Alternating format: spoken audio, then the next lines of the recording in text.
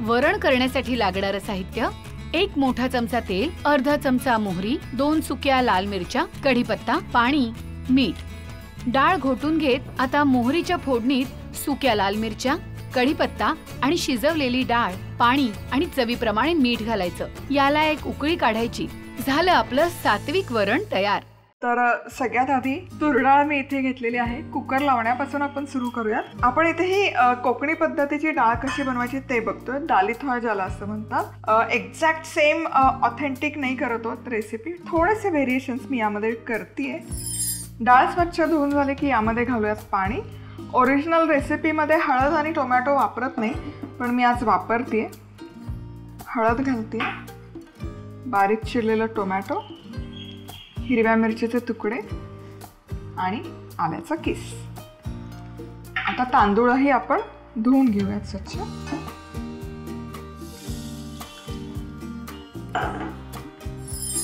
तांदूळ स्वच्छ धुवून झाला, पाणी आणि मीठ। आता सार करायचं टोमॅटोचं, तर यासाठी मी इथे 3 टोमॅटो स्वच्छ धुवून असे मध्यभागी फोडून घेतलेले आहेत। सारला रंग छान यावा यासाठी मला इथे मी बीटाचे तुकडे घालते।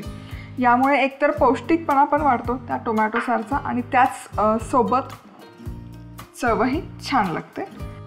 डाळीचा डबा ठेवूयात, त्यानंतर तांदूळ, टोमॅटो, झाकण लावायचं आणि मध्यम आचेवर शिट्ट्या काढायच्या नाहीत। एक 15 मिनिटं फक्त वाफवून घ्यायचं आहे।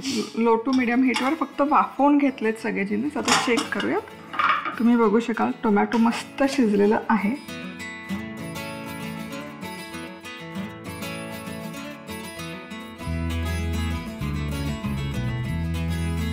आता आपण पहिले ना डाळ छान घोटून घेऊयात आणि याला फोडणी देऊयात। डाळीला फोडणी देण्यासाठी चमचाभर तेल गरम केलं, यामध्ये जाईल मोहरी।